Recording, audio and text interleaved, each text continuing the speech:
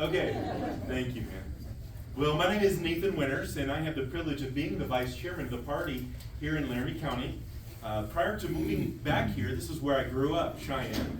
Prior to moving back here to Cheyenne, I was the chairman of the Hot Springs County Republican Party and situated in Thermopolis, where I also had the privilege of being a pastor of a church there for some 13 years, and then serving in the Wyoming legislature from there as well. My current studies through Shepherd's Theological Seminary has actually allowed me to go visit the land of Israel several times and visit the West Bank a couple of times as well. And as a result, get to know both sides of this current situation we're in with some more degree than maybe others would have. And also to have the opportunity to speak to a number of Palestinians directly, as well as the Jewish people, and just see what it's like to live there. So I want to also start off by saying a special thank you to Dallas Tyrrell for helping to organize this event. He has been a tremendous help to so many of you. I know many of you know him outside of the Republican Party as well. I just want to say thanks for that. I have been asked to speak on a subject that is very near and dear to my heart. I recognize so many of you are standing right now, so I'm going to endeavor to do opposite of my nature and talk really, really fast. So you don't have to stand for a really long time. But this is an explosive and challenging topic. And so I need to be, of course, very serious. This is not a place where you tell a lot of jokes. This is something that literally is costing the lives of people right now. But when you look at the events of October the 7th, it cost the lives of 1,400 innocent civilians at some of the most barbaric ways possible. It is erupted as a conversation across the globe because of the way the conversation began. Indeed, it has become a part of the conversation in the United States of America, even up until yesterday and today, with the censuring of an individual who has been a denier of some of these events. And in reality, to talk about this and to be sensible to all of the generations, we have to understand that there is a millennia of history. There are several millennia of history that undergird this particular circumstance. This came home to me and my wife in the year 2015 on my first trip to Israel. My wife and I were traveling on a bus with an Arab Israeli driver in one seat, and then the bus leader was a man who had spent years in the Jewish military, and he was our tour guide. We were driving toward the Gaza Strip. We were going to stop at a restaurant just before we got there. We wanted to try to support people. It was a large group, and so we wanted to support a restaurant that was there in a place where people often didn't go. Our Arab Israeli bus driver missed his turn to go to the restaurant, and the highway led us directly to the border crossing at the northern edge of the Gaza Strip. And I remember the entire bus got very quiet, very contemplative, if you will. I know this, my prayer life increased immensely in the moment. And when we got to the crossing, what we saw were burned out gates. We saw a guard tower that had been torched by the Gazans. And we turned around in that moment and drove back and found our restaurant. Everything was going fine. But it did bring home very quickly how things happened very rapidly in that region of the world. Just last year in December, I had the privilege for 3 credit hours for a grad program I'm taking in historical theology at the time, right now. The class was on the history and geography of the land of Israel and the entire Levantine region. We went into the West Bank, and we've been to the West Bank a few times, but we went into the West Bank and drove north to hit Tel Shechem. Tel Shechem lies at the foothill of Mount Gerizim on one side and Mount Ebal on the other. And there is so much history there, I can't recount it all. But I did also see a different aspect of the Palestinian world. We were in the town of Nablus there. And at one point, a group of Jewish youths, young fellows, began to take rocks and hurl it at the individuals that were there, paying money and actually trying to help the economy but studying the site. They were doing those things, and what was so intriguing and so beautiful at the same time was several young Palestinian girls came out, and they actually began to apologize for the attitude of those boys. They took several pictures, and actually one of them wrapped a scarf around one of the young ladies in our group. And even though there was a language barrier, they expressed their appreciation for our being there. And you find out very quickly that there's a lot of conflict, a lot of ideological conflict. And it's not just between the Jews and the Palestinians, it is oftentimes between the Palestinians themselves. Another thing that has to be brought up is 1 out of every 5 Israeli citizens today is actually Arab Israeli. And they are passionate Israeli citizens. And so right now, there is in some ways even a war going on from Arab to Arab in this region. And so I say all of that to say that to unravel the concerns of this in one evening is impossible. Indeed, in a lifetime would be impossible. But at issue, I want to go back and just lay out some of the history here.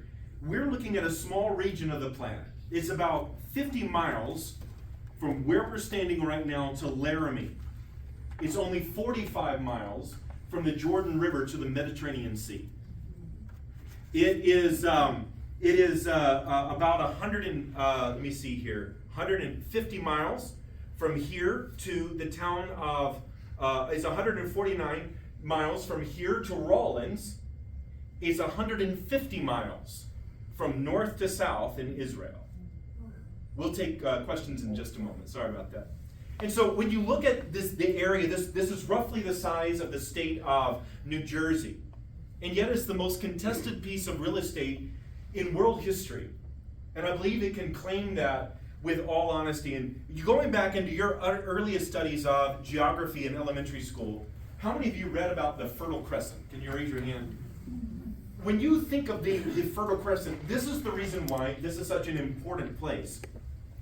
The Fertile Crescent, as you know, has all of the various empires through the ages, starting with some of the earliest inscriptions in world history, and of course Ur of the Chaldees, and then you eventually wind up with Assyria, the Hittite kingdom up north, going into Cappadocia and Turkey, later on the Babylonian Empire.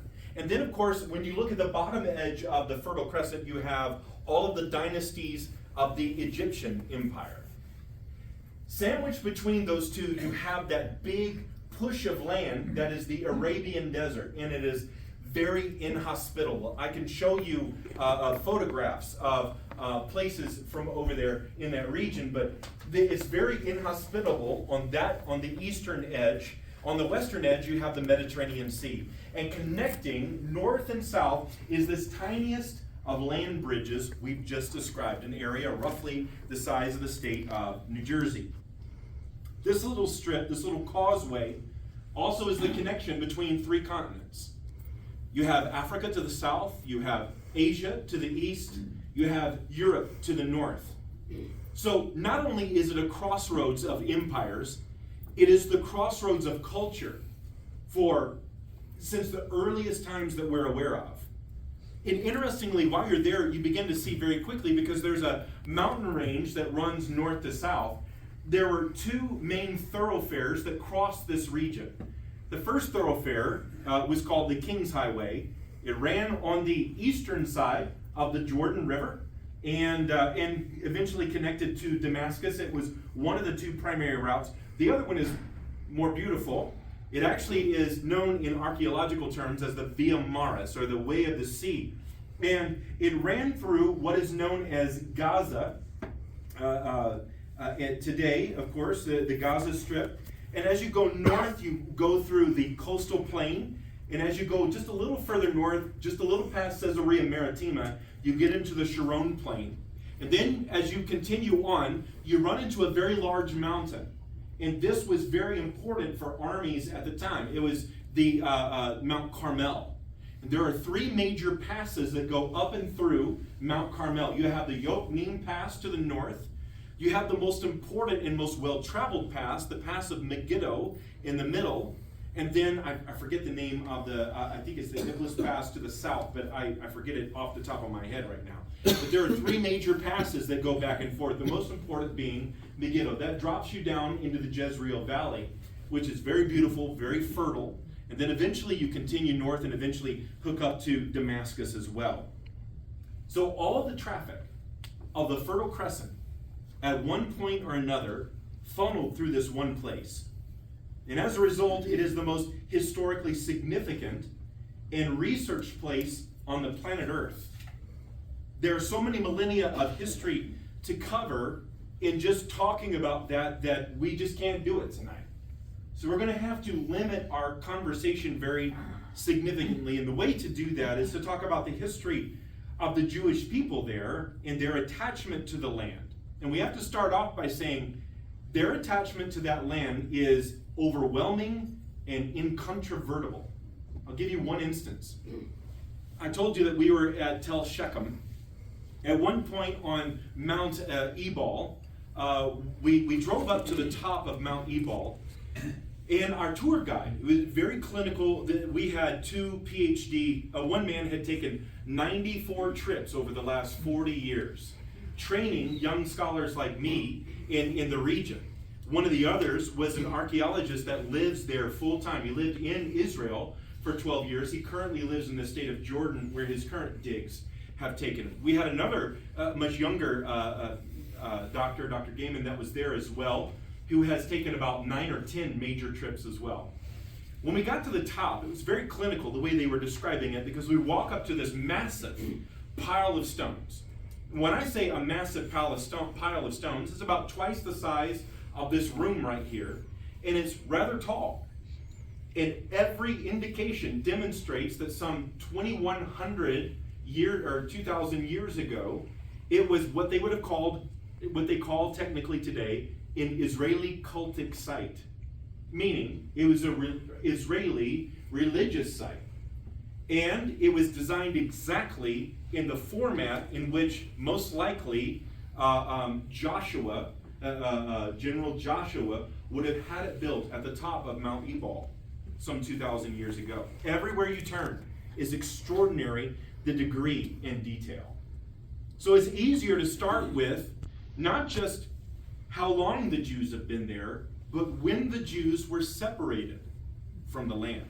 So you see, I'm trying to refine this massive conversation as much as I possibly can. So let's get to it. You probably have heard about this. How many of you have heard of the sacking of Jerusalem in 70 AD? Wonderful. So what we have is Vespasian and his son Titus. They come down, and you can read about this in The Wars of the Jews by Flavius Josephus. They come because of the nature of the rebellion, the Jewish revolt there, and they destroy the Temple Mount, and it's extraordinary as you stand on the processional way today and look at the massive multi-ton stones that have been hurled down from the top of the Temple Mount, so much so that they have cracked the pavement on the street below, stones that are very thick. They're shattered because of the sheer weight of the stones that fell from above. And not one stone was left on top of another on the Temple Mount at the end of 70 AD.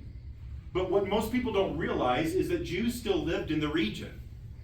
They lived there for an additional 70 to 75, 76 years until, and this is probably the most devastating of all of the revolts, and the war that ended it was extremely devastating. It was the Bar Kokhba rebellion, and you should write that down, think about it, study it out for yourself. The Bar Kokhba rebellion of 132 to 135. Bar Kokhba died in 135, but it continued on in southern Israel till 136. And finally, the Roman Empire had had enough. Emperor Hadrian banished all Jews from Jerusalem. He renamed the city Aelia Capitolina. He renamed the region Syria Palestina for the first time, 136 AD. Now, I've read multiple scholars who talk about that the Greeks using the term Palestine for a couple of centuries beforehand, but in that sense, they never once meant Philistines. They actually meant the Jewish people. They were talking about a region in their own Greek language, Koine Greek language. So when you look at what Hadrian did, he rededicated the Temple Mount to the Roman god Jupiter. And he actually had a statue of himself, and then a large altar area, and then a statue of the Roman god Jupiter. And it stood up and above Aelia Capitolina. And he completely redesigned the city. You can still see the traces of Hadrian's work to this day. If you march up the Cardo, that actually is Hadrian's ancient street. And the Jews were not even allowed in that region until the year 638. It was a Roman Byzantine province. And I'll be honest, I am a passionate Christian, but I will say that the Christian attitude toward the Jewish people has been horrific at times throughout history. Absolutely. We'll get to the Crusades in just a moment. But in 638, the Rashidun Caliphate conquered Jerusalem, and instead of it being a colony of Byzantium, it became a colony of Medina. Now, I'm using that term crucially today. People today want to talk about the colonialism. Now, by the way, let me just point this out, and I'm going to say this very straightforward. Many Marxist thoughts have crept into the conversation of politics in the United States of America, especially since the 1920s, 1930s. And they come from a multitude of sources, and we'll get into someday, as we continue these conversations in different venues, the influence of Antonio Gramsci and the Frankfurt School. And so we'll get into that someday, but we need to be educated as to why the left today is not the John F. Kennedy left. Oftentimes we're talking about something that is different. I think John F. Kennedy would have been incensed at what he sees now with what we often call wokeism, but there is a real thing behind that, and that's for a different day. But I use this term literally here because when we talk about the colonialism of that day, what happened is it had turned from a colony of Rome and Byzantium to a colony of Medina in Saudi Arabia. In 661, the Umayyad Caliphate overthrew the Rashiduns, and the Levant was ruled as a colony subject to Damascus for a brief while, and later Haran in Turkey. Then the Abbasid Caliphate came next, ruling from what is now modern-day Iraq. For a while from Baghdad, but it was multiple cities they ruled from, and finally the Seljuk Turks. All of this to say, the region known as Israel began to slip into a backwater status. It was a backwater region at this point for larger empires. Then the Crusades, a particularly vicious era. And by the way, anyone who tries to simplify that is not a very good student of history. All right? There are rarely good guys and bad guys when it comes to the vicious nature of warfare at the time. But all of this to say, there have been multiple occasions where it's provable that European knights marched into the area and often viciously killed Jew and Arab alike. There also were moments of great heroism too. So that is a very complex thing. But finally, under the ruler Salah al-Din, we end the Mamluks. They were able to drive the Crusaders out of the region, but this is very important. When Salah ad-Din took over the region, they made the decision to destroy the ports in the region. The port of Haifa, the port of, at the time known as Acre, or Accra. And then later on, of course, there still was, it hadn't been totally torn down at the time, Caesarea Maritima, which had been built by Herod the Great. They decided they would try to destroy those ports and try to isolate the land. It had caused too many problems for too many millennia, was the decision. And what happened is it further deepened the descent of that region into a desolate wasteland, which continued that way until the modern era. Finally, under the Ottomans, and here's the statement of one individual, gradual decline in the quality of Ottoman rule, the country was brought to a state of widespread neglect. By the end of the 18th century, much of the land was owned by absentee landlords and leased to impoverished tenant farmers. Taxation was crippling and it was capricious. The great forest of Galilee and the range were denuded of trees. Swamp and desert encroached on agricultural land.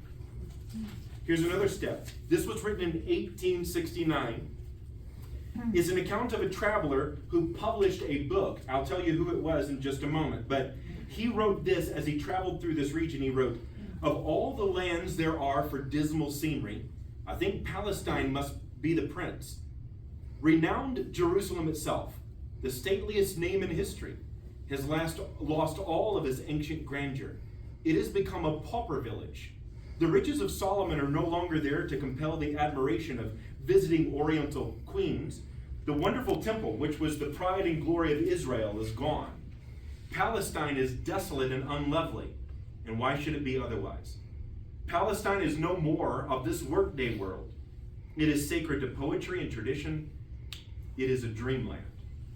That was written by a young Mark Twain in a book entitled Innocents Abroad, where he recounted, for the first of his really major works, his travels around the globe. He wrote this as well. And this is real to me because the Jezreel Valley is absolutely beautiful. Last time I was there, it was in December, and it was quite foggy, but there are so many beautiful farms in that region. He wrote this of the Jezreel Valley. "Stirring scenes occur in the valley no more. There's not a solitary village throughout the whole extent, not for 30 miles in either direction. There are 2 or 3 small clusters of Bedouin tents, not a single permanent habitation. One may ride 10 miles hereabouts and not see 10 human beings." He described the Galilee as the sort of solitude to make one dreary, these unpeopled deserts, these rusty mountains of barrenness that never shake the glare from their harsh outlines and fade and faint into vague perspective, the melancholy ruin of, and if you've ever been there, the beautiful town of Capernaum today. This stupefying village of Tiberias, which is even more beautiful, it's a place where people go to vacation. It slumbers under its 6 funereal palms. We reached Tabor safely, but we never saw a human being on the whole route. Now, some have tried to discredit Twain and say that he was trying to embellish to sell a book. But it wasn't Twain alone who saw this. During the annual general meeting of the Palestine Exploration Fund in 1875, the Earl of Shaftesbury said of Palestine, "We have there a land teeming with fertility and rich in history, but almost without an inhabitant. It is a country without a people." Then he remarked, "Look, scattered around the world, we have a people without a country." As late as 1880, the American consul in Jerusalem reported the area was continuing its historic decline, and here's what he wrote back to the United States. He wrote, "The population and wealth of Palestine has not increased during the last 40 years. Finally, in the year 1913, a report from the Palestine Royal Commission quotes an account of the Maritime Plain, and he writes this: "The road leading from Gaza to the north was only a summer track suitable for transport by camels and carts. No orange groves, orchards, or vineyards were to be seen until one reached the Jewish village of Yavna. Houses were all of mud, no windows anywhere to be seen. The plows used were made of wood. The yields were very poor. The sanitary conditions of the village were horrible. Schools didn't exist. The western part toward the sea was almost a desert, and the villages in the area were few and thinly populated.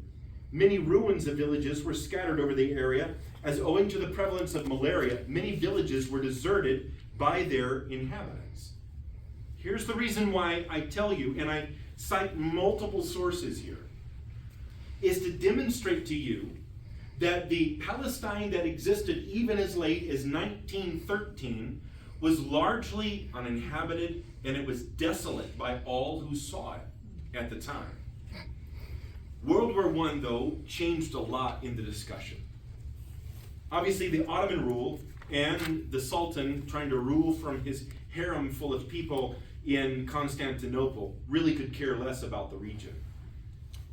The Ottomans really viewed it as an obstacle to traverse via the railroad between Turkey proper and in Egypt to the south. T.E. Lawrence, also known as Lawrence of Arabia, exploited that in his battles against the Ottomans, along with his Arab allies at the time in World War I. And it's interesting, even in the years leading up to it, from the 1880s up until this time, Jews had slowly been returning in the 1800s, very slowly. The conditions of the country's Jews also slowly, in very specific areas, began to improve. Their numbers also began to increase substantially toward the end, and by mid-century, overcrowded conditions within the walled city of Jerusalem, for instance, motivated the Jews to build the first neighborhood outside the walls. In the next quarter century, they eventually founded 7 more small communities, forming the nucleus of what today is known as the New City. By 1880, Jerusalem had an overall Jewish majority. Land for farming was purchased throughout the country, and new rural settlements were set up. The Hebrew language, long restricted to liturgy and literature, was finally revived, and following the war and the dissolution of the Ottoman Empire, there was a lot of discussion as to what to do with this otherwise barren and desolate land. It had some small pockets of people, and it was slowly building in certain places, but otherwise, and primarily, and there were a lot of Jews, there were large uninhabited places. So there was a lot of discussion. There was an initial ham-fisted agreement that everyone felt was very wrong, called the Sykes-Picot Agreement. And it tried to draw arbitrary lines around the region. It met with so much disapproval from all sides that at the San Remo Conference in 1920, it was decided that the British would take security for the region, and it became known at the time as the British Mandate. Now, reading from one source, Britain was made responsible for, quote, putting into effect a declaration made on the 8th of November 1917, known as the Balfour Declaration. And it was eventually adopted by all of the Allied powers in favor of establishing a Palestine of a national home for the Jewish people. It being clearly understood that nothing should be done that may prejudice the civil and religious rights of existing non-Jewish communities in Palestine, or the rights and political status enjoyed by Jews in any other country. It's an interesting thing to note, though, that the original document agreed upon, it showed a map of what was known as the British Mandate. It included the entirety of that region we're talking about now, called, roughly the size of the state of New Jersey, but also all of the Transjordan and modern-day Syria. Now, mind you, at the earliest thought, it was that entire region might be something that the Jewish people would move toward. But in 1921, Winston Churchill severed, and I think he was probably right to some degree, roughly 78% of Palestine to establish the Emirate of Transjordan. And they set up the British ally Abd Allah ibn al-Hussein. He was installed as the king. If I said that wrong, please forgive me. I know it's likely. Julie Murray explained the division between the British and French territories were clarified later on in the Franco-British Convention.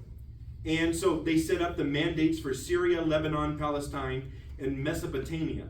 It was signed in December of 1920, and there is no mention at the time of Transjordan, so it's presumed that it was part of the British Mandate of Palestine. Interestingly, now listen to this carefully, it was backed by many of the Arab leaders, the highest leaders you could find in the Arab states of the time. I'll give you a few instances. Sharif Hussein, the guardian of the Islamic places of Arabia, wrote this: "The resources of the country are still virgin soil and will be developed by Jewish immigrants. One of the most amazing things until recent times," this is him writing, "was that the Palestinian used to leave his country and wander over the high seas in every direction. His native soil could not retain a hold on him, though his ancestors had lived there for years. At the same time, we have seen the Jews from foreign countries streaming to Palestine from Russia, Germany, Austria, Spain, America. The cause of causes could not escape those who had a gift of deeper insight. They knew that the country was for its original sons, and for all of their differences a sacred and beloved homeland.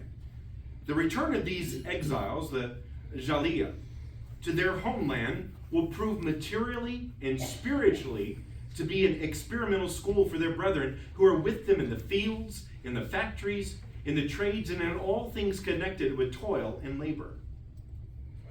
That is written by one of the Arab leaders, the Sharif Hussein, guardian of the Islamic holy places in Arabia, and the one who de facto was the leader of the entire region. Get this. In January 1919, King Faisal I of Iraq conditionally accepted the Balfour Declaration based on the fulfillment of British wartime promises. He said that there should be a development of the Jewish homeland in Palestine, and here is what he wrote in a letter. He wrote, "We Arabs," pay attention to this, "we Arabs look with the deepest sympathy on the Zionist movement. Our deputation here in Paris," they were there to sign the accord there. "Our deputation here in Paris is fully acquainted with the proposals submitted yesterday by the Zionist organization to the peace conference, and we regard them as moderate and proper. We will do our best, insofar as we are concerned, to help them through. We will wish the Jews a most hearty welcome home. I look forward, and my people with me, look forward to a future in which we will help you and you will help us, so that the countries in which we are mutually interested may once again take their places in the community of the civilized peoples of the world." Faisal I. Jews, by the way, at that time were going out of their way to avoid purchasing land in areas where Arabs might be displaced. They sought purposefully to purchase largely uncultivated, swampy, cheap, and most important, land without tenants.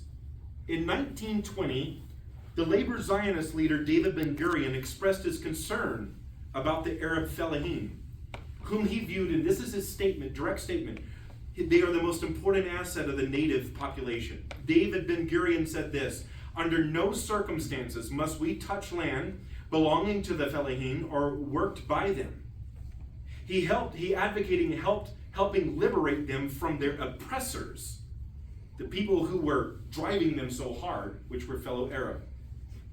He wrote this: "Only if the Fellah, which is short for Fellahin, leaves its place of settlement should we offer to buy his land, and at an appropriate price." Now, mind you, what is an appropriate price? The prices often were not appropriate. The Jews were paying exorbitant prices for this land. They were buying small tracts of largely arid and semi-arid land. In 1944, Jews were paying between 1,000 and 1,100 acres for mostly arid or semi-arid land in Palestine.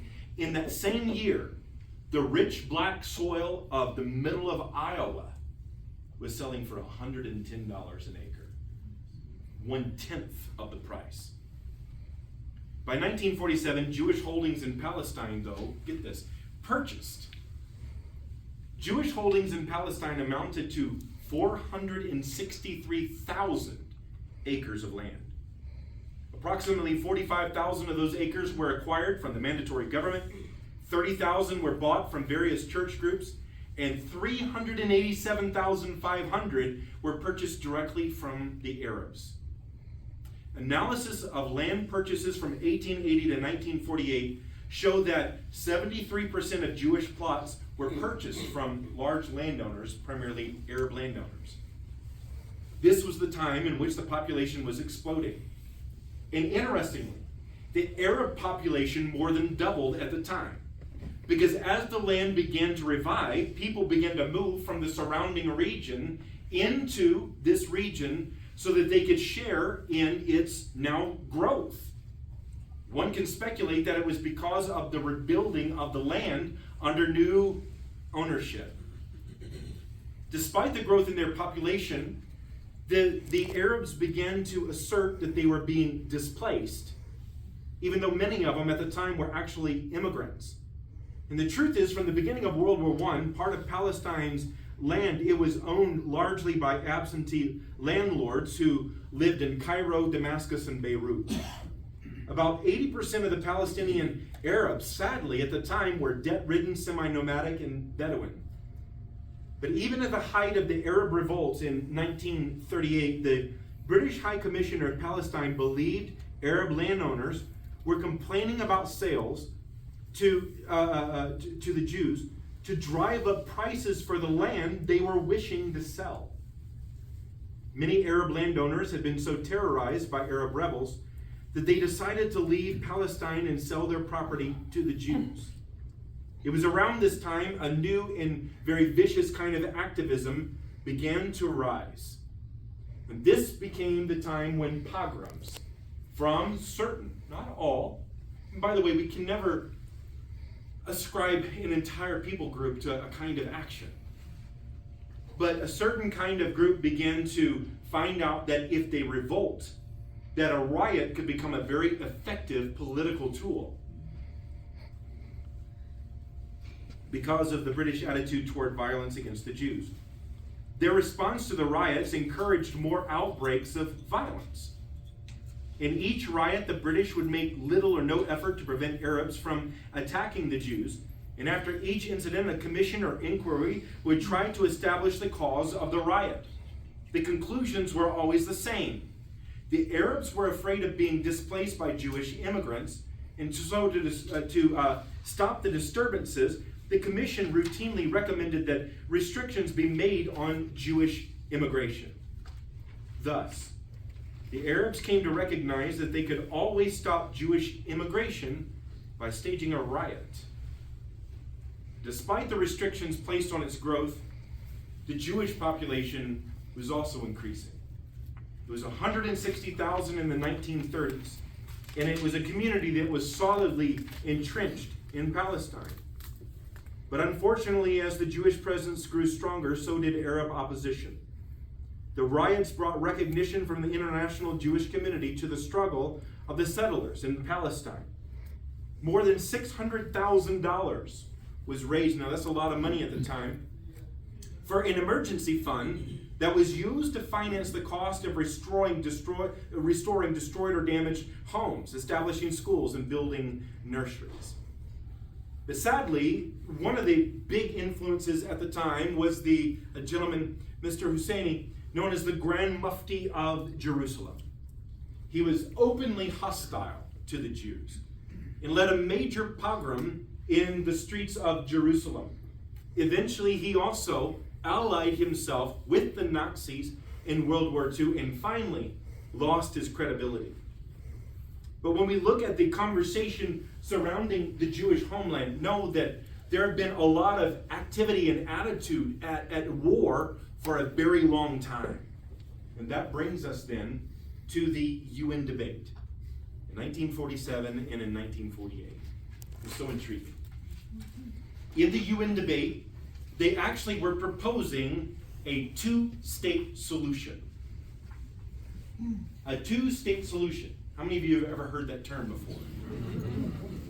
The original proposition was a two-state solution.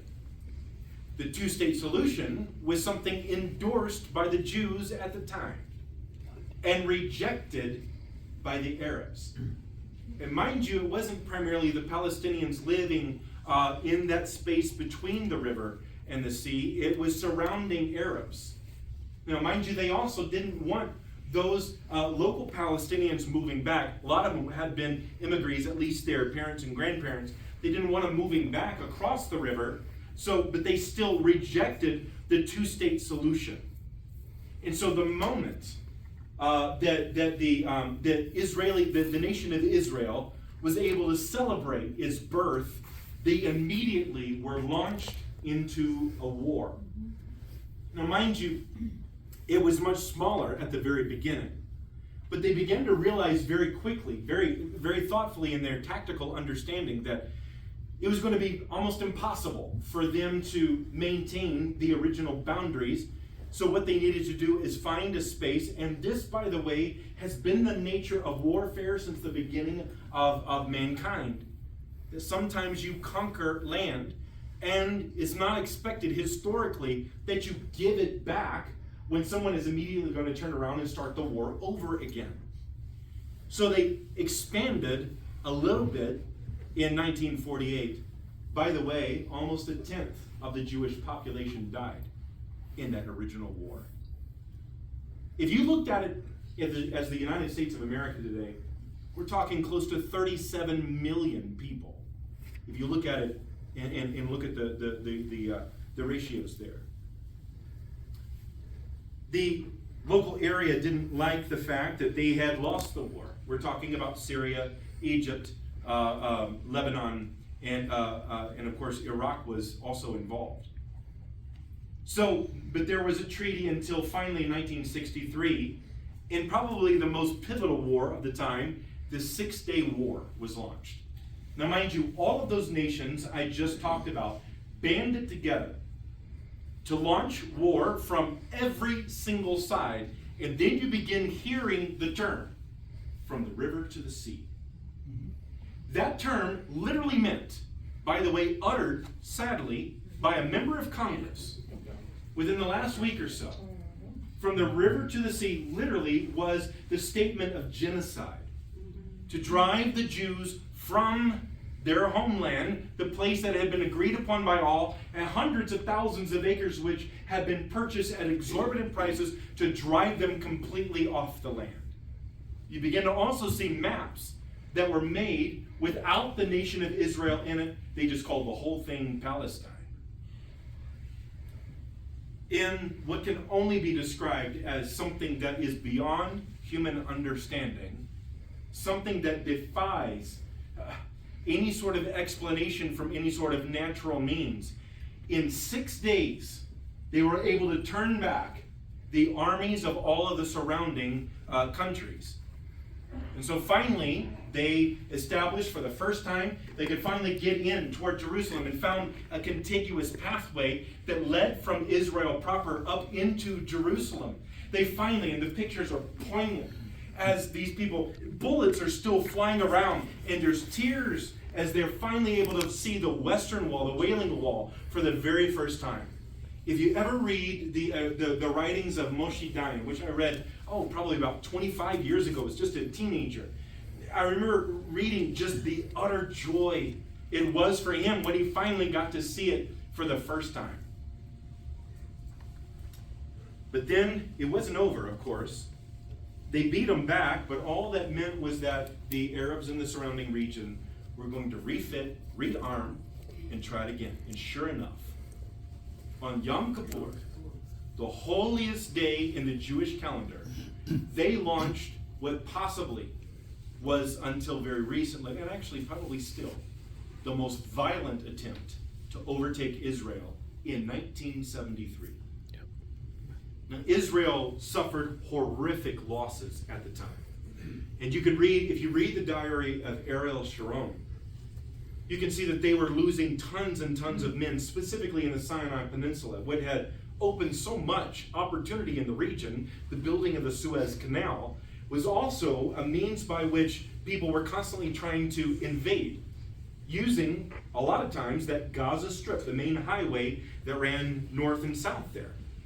And so finally, they laid down, it took special military maneuvers to try to drive the surface-to-air missiles back so they could finally get the planes in there to begin bombing some of those positions. And a lot of lives were lost, especially at a place called Mitla Pass. Read about it if you will. It's an amazing story. At the end of the war in 1973, they had claimed the entirety of the Sinai Peninsula. They had claimed the Golan Heights. By the way, if you're a Christian or you read the Bible, that used to be known as the Heights of Bashan. And so it's very interesting. That's just for free right there. But they claimed that. They also began to look at the fact that the West Bank, it needed to be controlled in a slightly different way. The lines that had been drawn out in 1948, they began to move them sometimes just a few miles, sometimes not very far at all, but just to make it actually more defensible. They were more concerned about their defense at the time. But interestingly, the whole world began to accuse them of being some sort of settler state. The whole time, they're trying to fight for their very existence. And they're accused of being a settler state. While they're there, finally, there was a treaty signed between Menachem Begin and Anwar Sadat during the presidency of Jimmy Carter. And the Sinai Peninsula was given back to Egypt. And interestingly, is constantly, pay attention to this, it has always been an attempt to give land for peace. Thus far in history, they have given land and have never seen peace. We can look at 1 month ago, October the 7th, 2023. So they give land back, and thankfully, at least with Egypt, they did develop a pretty good relationship. Sadly, Anwar Sadat was assassinated shortly afterward. The video is astonishing. And then Menachem Begin in 1992 was assassinated in Israel. At the same time, and much like you see sometimes in the conversation in the United States of America, where there is a legitimate grievance that needs to be addressed, and you'll find good men that will rise to the surface, and sometimes, sadly, like for instance, Martin Luther King was assassinated, and he had striven hard to cash the promissory note of freedom for his own people. But sometimes then you'll find others that come in and they begin to use the opportunity to essentially either gain a name or money for themselves. The same thing is true in Israel and in the West Bank and in the Gaza Strip, which is the reason why the primary leader of Gaza is living in a multi-million-dollar hotel and with billions of dollars to his name, living far, far away from Gaza today. It's just for free. So you look at that, there comes the rise of a man named Yasser Arafat, the Palestinian Authority. I don't need to tell you a whole lot about them. Most of the people in this room remember him quite well. And yet you can see that there is this attempt to constantly play the victim, even as they have to incite a response against their violence. They then will turn that response into an act of violence themselves. We see this in politics today. Oftentimes, one of the terms for that is called gaslighting. But as we look at how it has affected the relationship at the time, multiple times, American presidents, the UN, other people have proposed, what if we try to have a two-state solution? And every time they're said, no, it is from the river to the sea. So then you finally have the rise of Hamas and Hezbollah.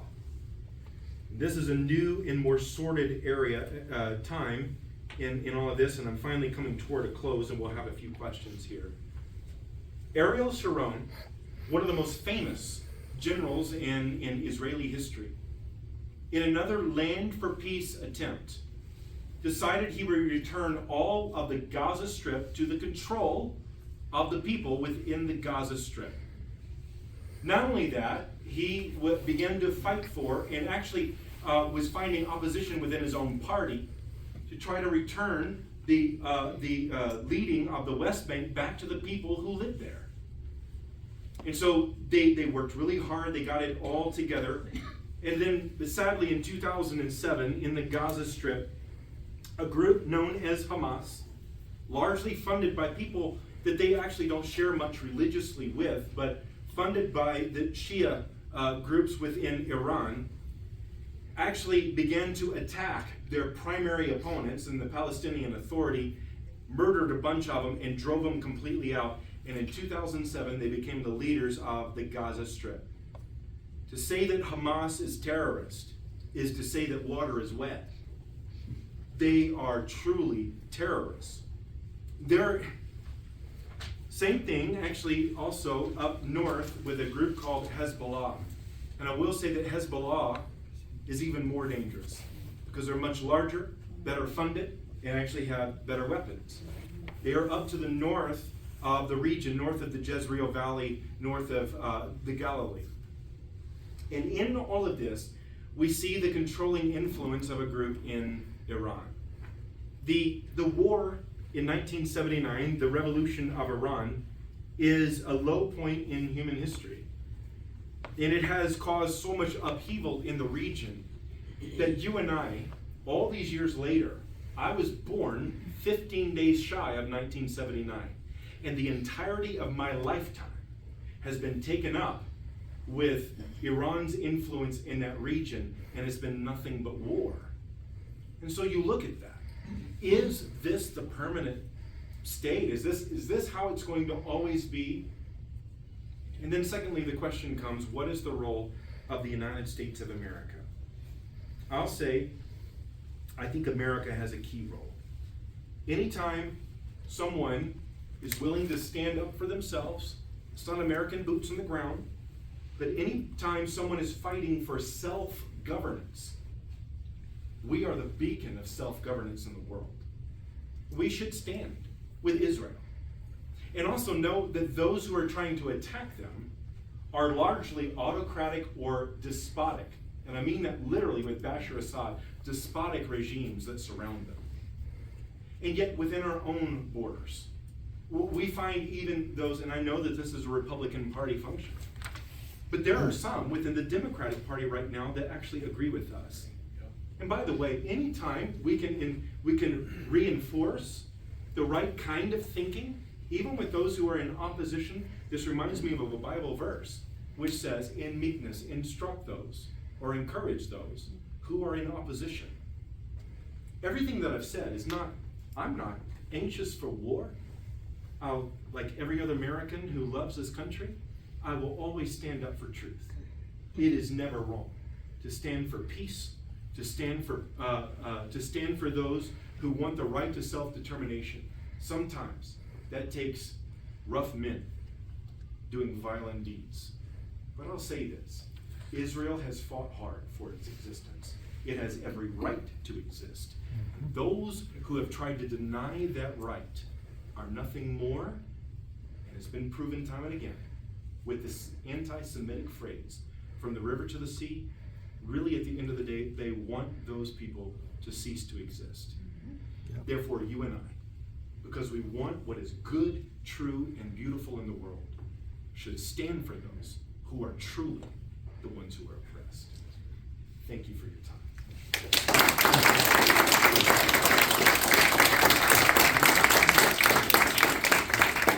I'm sure we have questions today, and I'm more than willing to answer them.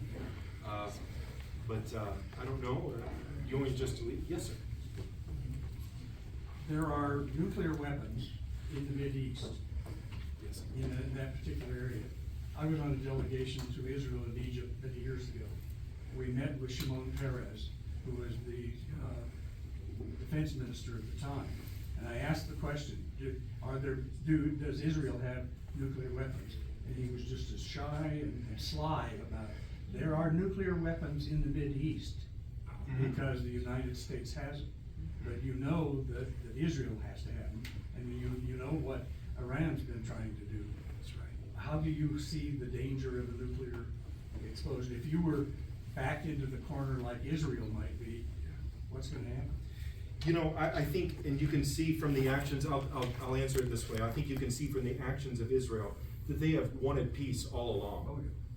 But what we see, I'll say in 2015, then of course last year, where we actually began to not explicit but implicitly encourage the nation of Iran to continue the development of its nuclear program. What we have done in those actions has increased the danger of the potential of a nuclear war more than anything Israel has ever done in its existence. And that's where, when you give bad guys lots of money, they're going to do what bad guys do. And some people have tried to explain, well, those monies are not supposed to go toward anything that bad guys do. An individual who will make that statement has never heard the word fungible. Meaning that sure, maybe they're not spending those very specific dollars, but the fact that those dollars exist allows them to pull from this pot of dollars and use those funds. And so when we look at that, I think that two actions from two different presidents of the United States of America are the actions that have probably increased the likelihood of nuclear war someday more than anything that has happened for the nation of Israel. Hopefully that answers your question. What two presidents? I'll say it. Barack Obama. Hussein Obama. There we go. And also a current president, Joe Biden. Their motives for doing that. You know, I always want to hope. There's a Bible verse that says, hope always. I always hope that people want to do what's right, but I can say that you can't look at their intentions. You can only look at what the result is. And the result has been extremely deadly.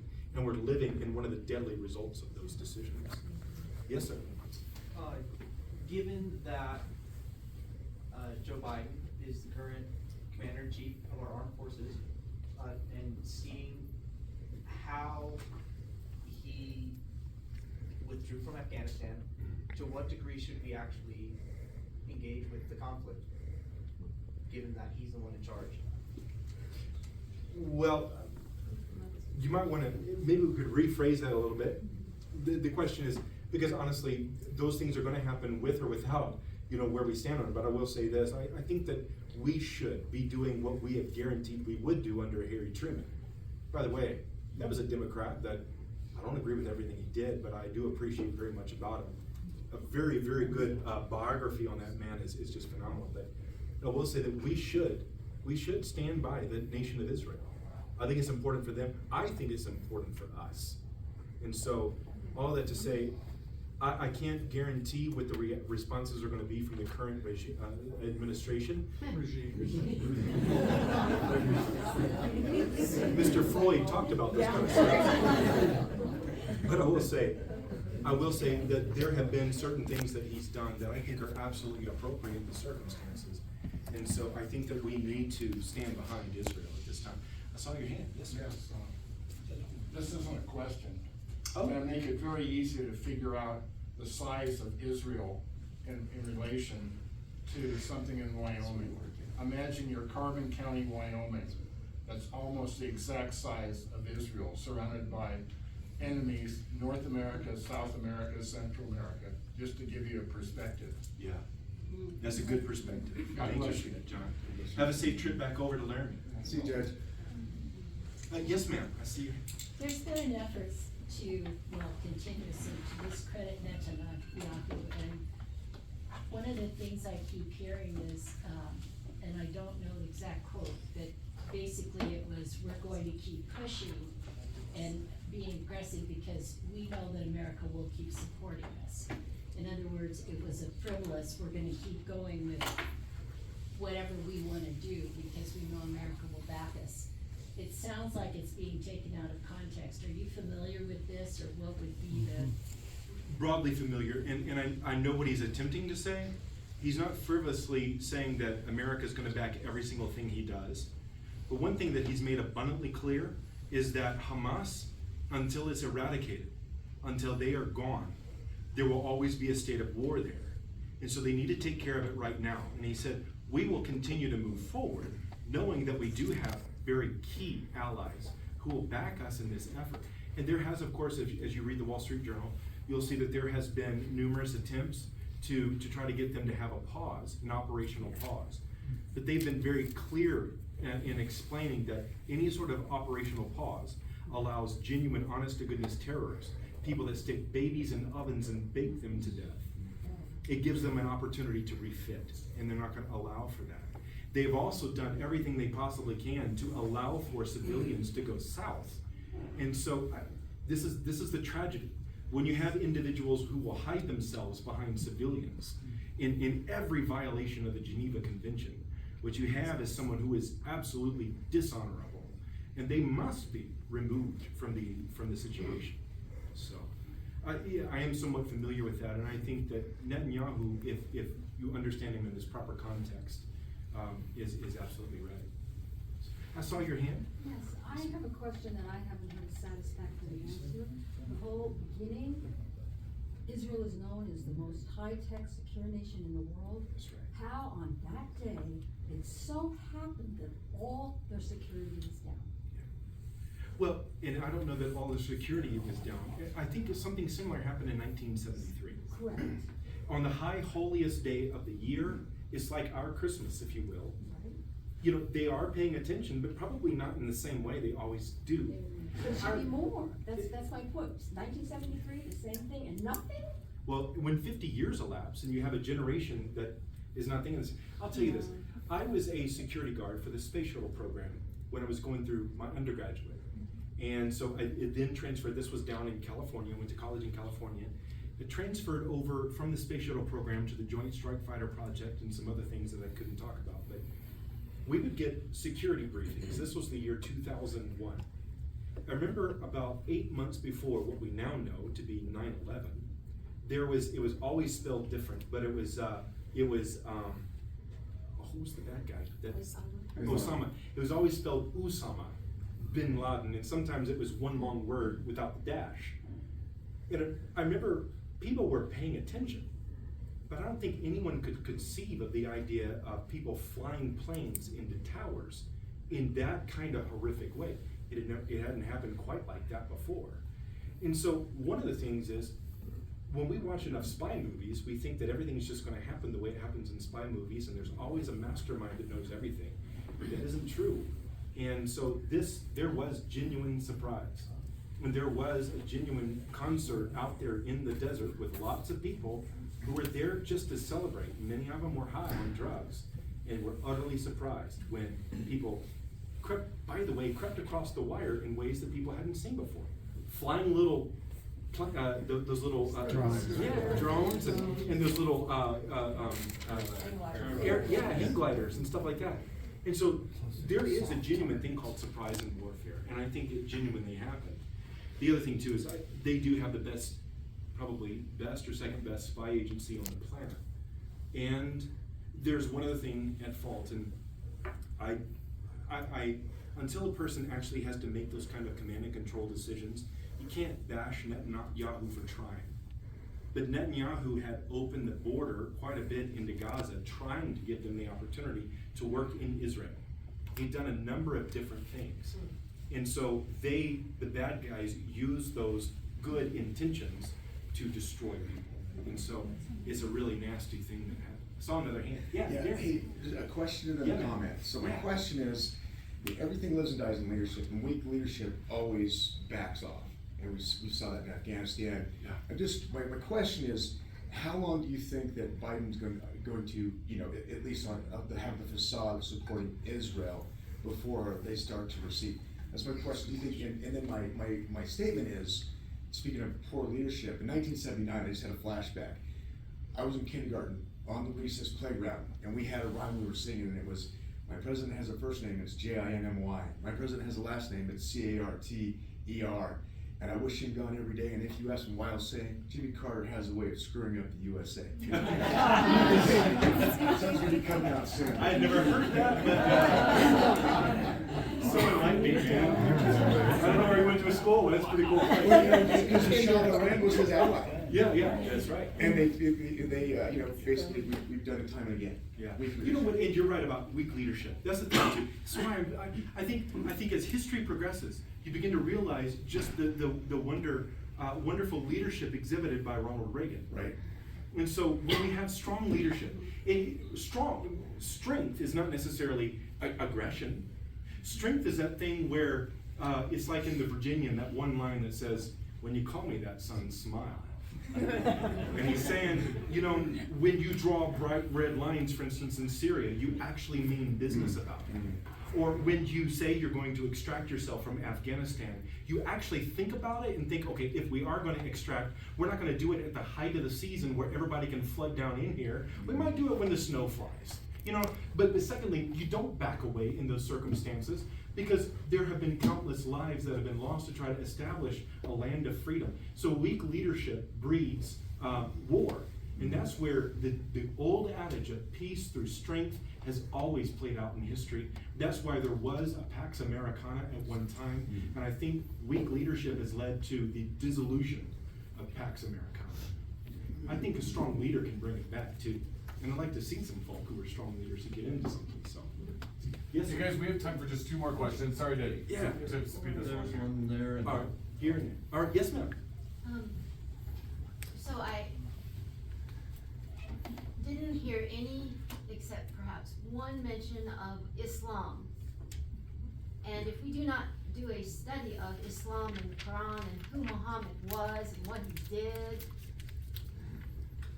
this is never gonna go away, because that is what all of the nations surrounding Israel has, as well as Hamas, Hezbollah, PLO, is Islam.